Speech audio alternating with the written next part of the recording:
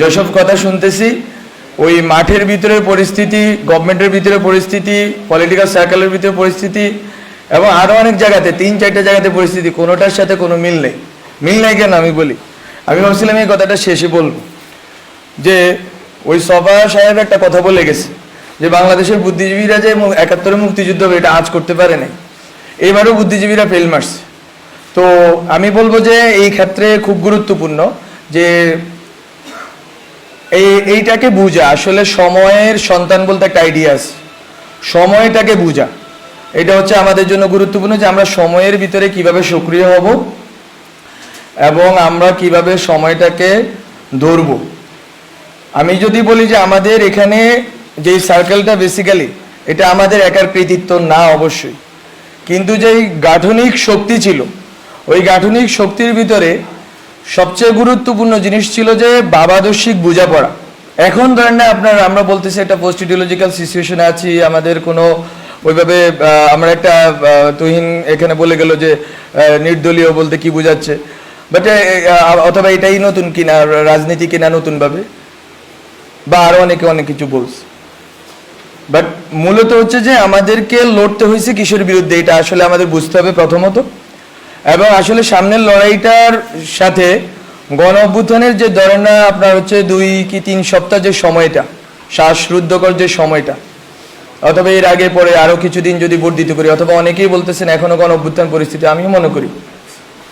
তো এই সময়টায় আসলে আমরা কি ধরনের ভাবাদর্শিক লড়াইটা করছি এটা আমার কাছে খুব গুরুত্বপূর্ণ, কারণ এটা ঠিক করে দিবে বাংলাদেশের সামনের রাজনীতি। আমরা বলতেছি এটা একটা পোস্ট ইডিওলজিক্যাল সিচুয়েশন, মিনস কি বলতে আমি বলতেছি যে আপনার হচ্ছে ইডিওলজিক্যাল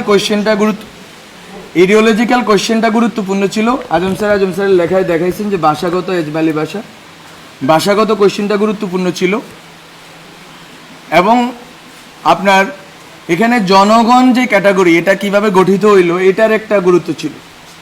এখন ধরেন আপনি এই যে ছোট ছোট সোভিয়েতগুলো ছিল এতদিন, এক একজন, এখন এখানে ধরেন আমি খুব বোধহয় এখানে 80% লোকরে আমি পার্সোনালি চিনি, মানে চিনি বলতে তাদেরকে আমি জানি, যে লোকেট করতে পারবো যে কে কোন ইডিওলজিক্যাল পজিশনে, কে কোন কালচারাল পজিশনে বিলং করেন, কিন্তু তারা সবাই এখানে একযোগ হয়ে আছেন। এখন এখান থেকে আসলে সামনের কোয়েশ্চেনটা কি হবে, সেটা হচ্ছে ইডিওলজিক্যাল তর্কটা আসলে কোথায় গিয়ে পৌঁছাবে। একটা আমি যখন বলতেছি নির্দলীয়, মানে হচ্ছে আগের যে দলীয় ইকুয়েশন ওটার বাইরে আমি বেরোতে চাচ্ছি। আমি যখন বলতেছি অরাজনৈতিক, আমি বলতে চাচ্ছি যে আগের যে রাজনৈতিকতা ওটার বাইরে বেরোতে চাচ্ছি। আমি যখন বলতেছি পোস্ট ইডিওলজি, আমি বলতে চাচ্ছি যে আগের যে ইডিওলজিক্যাল লড়াইটা ছিল ওই লড়াইয়ের বাইরে আমি বেরোতে চাচ্ছি। বলতে এই যে নতুন মুহূর্ত, এই মুহূর্তটা কিন্তু আমাদের বুদ্ধিভিত্তিক গবেষণার বিষয় না, এটা হচ্ছে সর্ট অফ আমি কি বলবো সজ্ঞার বিষয়, ইনটুইশনের বিষয়, যে আমরা যখন 20 দিনে ছিলাম আমরা কি আসলে কে কাকে কতটুকু শত্রু গণ্য করছি, আমাদের ভিতরে সংহতির আইডিয়াটা কেমন ছিল, আমরা কাকে বন্ধু গণ্য করছি, কাকে শত্রু গণ্য করছি, আমরা কাকে ইডিওলজিক্যালি ফাইট করছি, কাকে ইডিওলজিক্যালি আমাদের মিত্র মনে করছি। ওই 20 দিন 25 দিন 30 দিনের যেই আমাদের যেই রাজনৈতিকতাটা হয়েছে, এটাকেই হচ্ছে যে আমাকে বারবার রিঅ্যানেক্ট করতে হবে। এটা হচ্ছে আমার জায়গা থেকে কথা। ওই থিয়েটারে কিছুদিন আমি কাজ করছি, ওখানে আমাকে একটা জিনিস বুঝায় যে, বা এটা আপনারা বুঝেন, এখানে অনেকেই থিয়েটারের লোক আছে, রিঅ্যানেক্ট করা। আমরা যখন কালকে কিন্তু নাহিদ একটা কথা বলছে, আরেকবার গণ অভ্যুত্থানের দরকার হইতে পারে। আমরা জানি যে বিপ্লবের পরে প্রতি বিপ্লব আসে, এটা কিন্তু আমি লিখছি ইভেন বিপ্লব হওয়ার আগেও, যার একটা প্রতি বিপ্লব দিয়ে আসবে। এখন এটা কিন্তু এরকম না যে আতঙ্ক, এই কে নিয়ে যাবে রে, কে আমাদেরকে মেরে যাবে রে, এরকম না ঘটনা। ঘটনা হচ্ছে আপনাকে জনগণকে যেই এই যে বললাম এই মোমেন্টটা তৈরি হয়েছে ওই 20-25 দিনে, ওই মোমেন্টটাকে আপনাকে রিঅ্যানেক্ট করে যাইতে হবে, পুনঃমঞ্চায়ন করে যাইতে হবে বারবার। ওই পুনঃমঞ্চায়নের জন্য কি ধরনের রাজনৈতিক প্রক্রিয়া আমাকে ঢুকতে হবে, কি ধরনের রাজনৈতিক সংহতিতে আমাকে ঢুকতে হবে, এবং কি ধরনের ভাবাদর্শিক তর্কে ঢুকতে হবে, সেটা হচ্ছে আমার কাছে খুব গুরুত্বপূর্ণ। এবং আমরা বলছি যে বাংলাদেশটাকে আমরা সামনের জায়গাটাতে কোথায় নিয়ে রাখতে চাই। ওখানে যদি আমি বলি, আমাদের একটা কথা নিয়ে অনেকেই তর্ক করতেছেন সিভিল সোসাইটিতে, এটা আমার খুব মজা লাগতেছে, যে সভ্যতাগত রূপান্তর বলতে আমরা কি বুঝাচ্ছি, আমরা কি এখানে কি আনতেছি না আনতেছি। এটা আসলে ঘটনা না। ঘটনা হচ্ছে আমরা একটা কথা বলছি যে যে জাতীয়তাবাদ, বাংলাদেশি জাতীয়তাবাদ আছে, বাঙালি জাতীয়তাবাদ আছে, এই জাতীয়তাবাদী যে তর্কগুলো আছে, বা অনেকে কথাটাকে বলেন জাতিবাদ, যেটাই বলি, শুদ্ধ অশুদ্ধ আপনারা ঠিক করেন। তো এটা হচ্ছে যে এই দুইটা শব্দ, এই দুইটা যে গঠন হয়েছে, যে আপনার বাংলাদেশি জাতীয়তাবাদ, বাঙালি জাতীয়তাবাদ, এই যে দুইটা লড়াই, একদিকে আছে ইসলাম আর একদিকে আছে ইসলামফোবিয়া লড়াই। এই লড়াইগুলোর আপনার সামনের ভবিষ্যৎটা কি হবে, ওইখান থেকে আমরা বলতেছি যে আপনি দুইটা সিভিলাইজেশনের মাঝখানে বসে আছেন, সিভিলাইজেশন স্টেটের মাঝখানে বসে আছেন।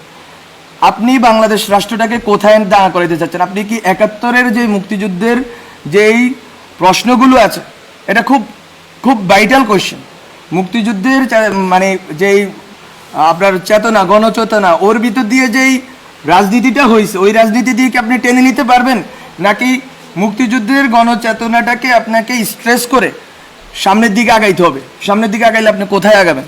আমরা বলতেছি ওখানে আপনি যদি সিভিলাইজেশন স্টেট, দুইটা সিভিলাইজেশন, হ্যাঁ তাদের অনেক সংকট আছে, ওখানে কমিউনিস্ট পার্টি আছে, ওখানে আরএসএস আছে, বাট আপনি এই বেঙ্গল যে এটাকে আপনি কিভাবে পুরা দুনিয়াতে দাঁড় করাবেন, এই যদি ভবিষ্যৎমুখী এবং বহির্মুখী প্রস্তাবনা না থাকে, তাহলে ডিজে ভাই আপনাকেই মারবে।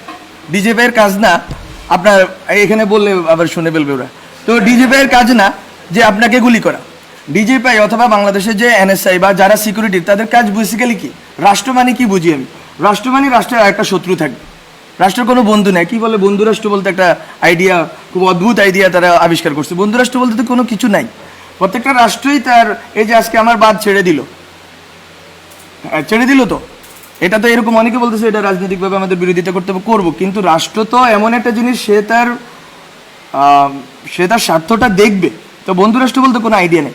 বলতো আমি রাষ্ট্র জিনিসটাকে কিভাবে ডিল করবো? এখন যখন আমার দুই পাশে দুইটা সিভিলাইজেশন স্টেট দাঁড়ায় আছে, আমি আসলে কিভাবে ডিল করলে বাংলাদেশের বিশিষ্ট অবস্থানটাকে, এটা আমাকে যদি কেউ ব্যাখ্যা করে বলতে পারেন বলে, যে আমি কেন বাংলাদেশ রাষ্ট্র নামে দাঁড়াই থাকতে হবে? আবার কি জন্য দাঁড়াবো?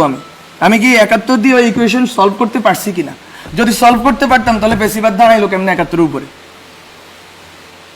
বলে তো আমি বলতেছি এগুলো হচ্ছে যে আপনাদেরকে রিএভালুয়েট করতে হবে। এবং এটা সভ্যতা বলতে কোনো ইসলাম, হিন্দু এসব জিনিস আমি বলতেছি না।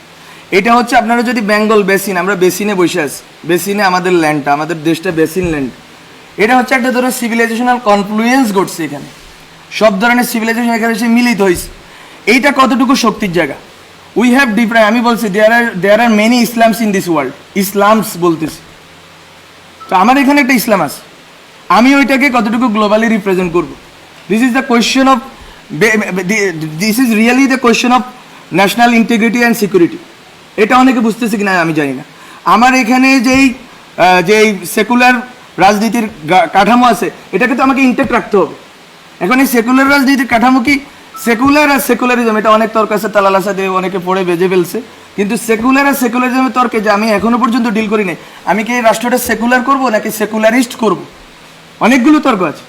বলতো আমি, এবং ওই সেকুলারিজমটা কি হবে? ওইটা কি 72 সংবিধানের সেকুলারিজম হবে, নাকি আমরা এখন যখন আমরা বলতেছি, আমরা অনেকেই বলতেছি যে নিউ কনস্টিটিউয়েন্ট অ্যাসেম্বলি লাগবে, কিন্তু তর্কটা দেখেন, খেয়াল করেন, সবাই বলতেছে 72 সংবিধানের কন্টিনিউটি। আপনি 71 ধরতে পারেন, কিন্তু 72 আমি মনে করি ধরতে পারেন না। আপনাকে 72-এর ব্যাপারে ক্রিটিক্যাল হইতেই হবে, এবং অনেকেই ক্রিটিক্যাল আছেন এখানে, রাজনৈতিক বর্গে অনেকেই ক্রিটিক্যাল আছে। বলতো ওই যে রাজনীতিক যে কাঠামোটা গঠিত হয়েছে, ওইটাকে তো আপনি চুড়ে ফেলতে চাচ্ছেন।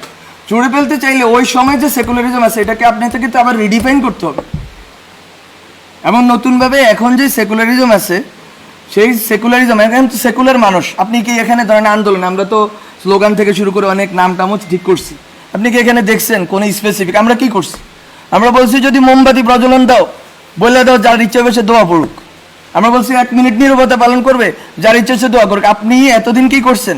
আপনি ঢাকা শহরে বসে পুরো বাংলাদেশের মানুষকে আলাদা করে ফেলছেন। এই আন্দোলনে অনেকেই অনেক ব্যাখ্যা করবেন, উই নো হোয়াট হ্যাপেন্ড। এই আন্দোলনে বাংলাদেশের মানুষ একটা গ্রামের হুজুর কেন অ্যাকোমোডেট ফিল করছে? হাসিনার বিরুদ্ধে না, বিকজ অফ দ্য ল্যাঙ্গুয়েজ।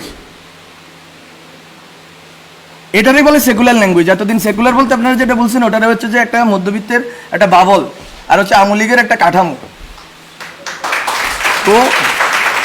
তো এখন আপনাকে এই যে প্রত্যেকটা বর্গকে রিডিফাইন করতে হবে। রাজনীতি নতুনভাবে করতে হলে আপনাকে প্রতিটা বর্গকে রিডিফাইন করে করে আগাইতে হবে। এবং এখানে অনেক কথা আসতেছে কার কতটুকু স্টেক আছে না আছে, স্টেক সবারই আছে। এখন নাম ধরে ধরে বললে তো এখানে কেউ দাঁড়ায় থাকতে পারবেন না। 100 জনের উপরে, আমি তো যখন বন্দি ছিলাম বাসার ভিতরে, এই যে আপনার প্রথম 210 জন যখন এলো, তখন এর ভিতরে 84 জন হচ্ছে দিনমজুর, একজন আছে দিনমজুর এখানে। তো কিসের জনতা? আপনি হুজুর মারা গেছে, মাদ্রাসার হুজুর মারা গেছে কয়টা আপনি খোঁজ করেন, আছে কেউ এখানে? নাই। কিন্তু তো আপনি বলতেছেন ইনক্লুসিভ করবেন, সেকুলার করবেন, করতে পারবেন না। বলে তো আপনাকে আমি এই জন্য বলতেছি, ওই জনগণের যেই চেতনা ওটা সেকুলারে, এটা নিয়ে দ্বিমত নেই। তো ওই চেতনাটাকে তো আপনাকে আবার রিএনেক্ট করতে হবে। ওই রিএনেক্ট করার প্রস্তুতিগুলো তো থাকতে হবে সোসাইটির ভিতরে, এবং ওই বোঝাপড়াটা থাকতে হবে। আমরা যখন কথা বলতেছি, আমরা বলতেছি যে সবাই এখানে কিন্তু এক ধরনের বিদ্বেষের ভাবের ভিতরে। সেখানে অনেক আওয়ামী লীগের লোক আসছে, আমি জানি, আমি চিনি অনেকটা, একেবারে আওয়ামী লীগের খাস লোক। ইভেন 5ই আগস্ট তারিখে আওয়ামী লীগের পক্ষে বক্তব্য দিচ্ছে, এরকম লোক এখানে আসছে, অনেকে আসুক। কিন্তু কিভাবে আপনি 71-এর পর রিকনসাইল করতে পারেন নাই দেশটাকে?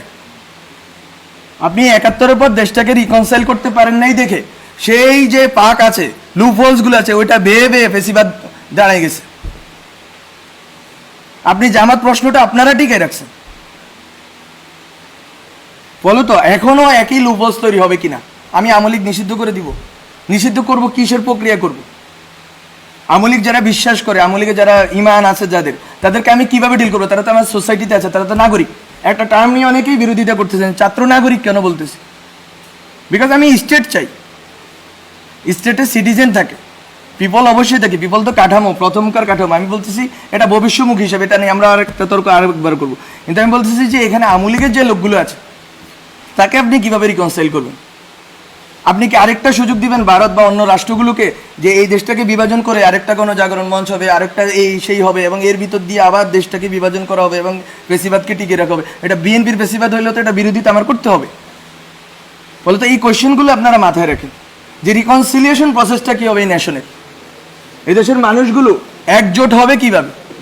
এই দেশের মানুষগুলো এই যে 20 থেকে 25 দিন একটা ধারণাকে একটা জায়গায় এসে একমত হয়ে গেছে, এবং ওখানে কোনো বিভাজন ছিল না।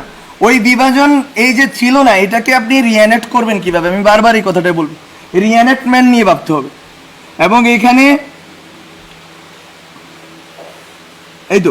এখানে এই যে কথাগুলো বললাম, অনেক অগোছালো কথা বললাম, বেশি কথা বলেন নাই। কিন্তু আমি বলবো যে আমরা একটা কোয়েশ্চেনকে ডিল করছিলাম যখন আমরা বিভিন্ন আড্ডা চক্র পাঠচক্র করছি যারা আন্দোলনের নেতৃত্ব দিচ্ছে তাদের সাথে। সেটা হচ্ছে আমরা তখন দেখতাম যে বিএনপি 31 দফা দেয়, 28 দফা দেয়, এটা দফা দেয়, কিন্তু কোথাও সমাজ নিয়ে কথা নেই। সবাই রাষ্ট্র নিয়ে ব্যস্ত। রাষ্ট্র কি এমনি তৈরি হয়ে যায় বায়বীয় জিনিস? সমাজের ভিতর দিয়ে তো রাষ্ট্রটা গড়ে উঠবে। এখন আপনি সোশ্যাল পেসিজম রাইখা কেমনে আপনি রাষ্ট্রীয় পেসিজম দূর করবেন? সোসাইটির ভিতরে যে পেসিজমের যে বিভিন্ন প্রবণতা, সেটা ধর্মীয় জায়গা থেকে হইতে পারে, এটা বিভিন্ন চেতনাগত জায়গা থেকে হইতে পারে, এটা ঐতিহাসিক বিভিন্ন স্মৃতির কারণে হইতে পারে। সেই জিনিসগুলোকে আপনারা না ডিল করে রাষ্ট্রকে কিভাবে পেসিস্ট মুক্ত করবেন? আমরা কিন্তু এই কোয়েশ্চেনটা করছি, এবং ওই জন্য আমরা 2টা টার্ম বলছি যে দায় ও দরদের সমাজ। ওগুলো টার্মিনোলজির খেলা, আপনারা অন্য নামও দিতে পারেন ওগুলোর। কিন্তু কথাটা এখানে যে মিলবো কিভাবে আমরা? আমার নেশনকে আমি একযোগে এক জায়গায় দাঁড় করাবো কিভাবে? আপনি যখন ইউক্রেন কোয়েশ্চেন আছে, শশী থারুর এবং মোদির কথার ভিতরে কোনো ডিফারেন্স নাই। আর আমি যখন এখানে ইউক্রেনের কোয়েশ্চেন আছে, বিএনপি আমেরিকাপন্থী, ওই আওয়ামী লীগ হচ্ছে ভারতপন্থী বা রাশিয়াপন্থী। তো নেশনটা কোথায় দাঁড়ায় আছে? স্টেট বলতে যে জিনিস, স্টেটটা তো এমন একটা জিনিস হইতে হবে যেটার ভিতরে একটা রিকনসাইলড প্রসেসের ভিতর দিয়ে আমি এক জায়গায় গিয়ে দাঁড়াবো। আমার দেশটাকে তো আমি এক জায়গায় দাঁড়া করে রাখতে হবে, ওইটা তো আমি রাখতে পারিনি। এবং এখনও আরেকটা সম্ভাবনা তৈরি হয়েছে, রাখতে পারবো না। আমি কোনো রকম এরকম বলতেছি না ব্ল্যাঙ্ক চেক দেন। আমি একটু আগে একজনের সাথে বলতেছি ট্যাক্স পেন্ডিং কমিশন করেন, এসব গিমিক নাটক পাটক বন্ধ করেন, এরে ধরছি ওরে ধরছি, সবগুলোর একসাথে আজতে ঢুকায়া আপনি হচ্ছে যে বিচারের একটা ইন্টারন্যাশনাল স্ট্যান্ডার্ড তৈরি করেন, সবাইকে বিচার করেন, অন্যদেরকে ছেড়ে দেন, অন্যদের হয়রানি করা বন্ধ করেন। সিম্পল, এটা এত বড় কিছু না। এটার বিশ্বব্যাপী এটার উদাহরণ আছে। এবং বিচার করার পরে সোসাইটিতে ওই লোকটা রিহ্যাবিলিট করতে হবে।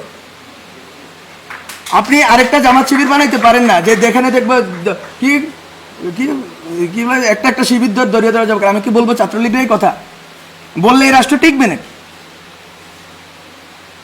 বলো তো। আমি বলবো যে আমি অনেক কথা অগোছালোভাবে বলছি। এই জিনিসগুলো হচ্ছে যে আমাদের কনসিডারেশনের কন্টেম্পলেশনের বিষয়। সেলফ, আমি আরেকটা কথাও বলছি, সেলফ, আমরা ওই সময় সেলফ নিয়ে বলছি। এগুলো আমাদের ওই সময়ের এই বটতলায় বসে 20-30 জনের আড্ডা ছিল ওই সময়। ওখানে বলছি লাইফ স্টাইল যদি চেঞ্জ না করেন একেবারে নিচের জায়গাতে, তাহলেও তো আপনি ফেসিবাদে দাঁড়াইতে পারবেন। আপনার আপনার লাইফ স্টাইলের ভিতরেও ফেসিজম আছে। ফলত আপনারা উপরি কাঠামো থেকে ফেসিজম দূর করবেন, সংবিধান সভা বানাবেন, বা মানে অনেক তো খেলা আছে, গঠন আরো অনেক কিছু করবেন। কিন্তু জনগণ, ব্যক্তিটা কোথায় আছে? ব্যক্তি মানুষের যে হাজার হাজার, এখানে অনেকে কথা বলতেছে এই যে ভাই বললো ইম্পালসিভ হয়ে গেছে তরুণদের ইম্পালসিভ জিনিস। আরেকটা কথাও আছে এটার পিঠে, যে তরুণরা তো ট্রমাটাইজড হয়েছে।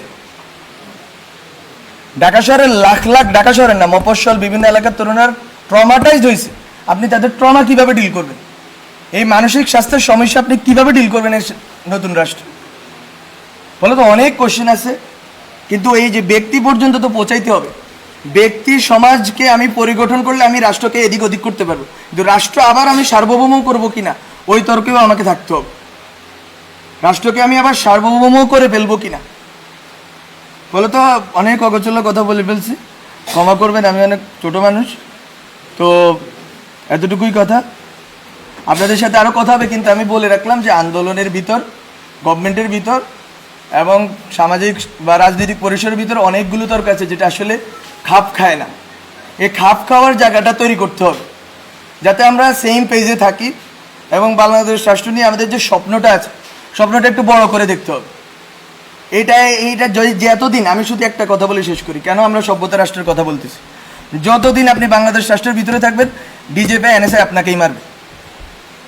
আর যদি আপনি মনে করেন বাংলাদেশ রাষ্ট্রকে আপনি গ্লোবালে দাঁড় করাবেন, তাহলে ভিন্ন ঘটনা ঘটবে। এটা সিম্পল স্ট্র্যাটেজিক্যাল কথা। মানে আপনার আমার ঠিক করার কথা, আমি বাংলাদেশ রাষ্ট্রকে কোথায় দেখতে চাই। ঠিক আছে।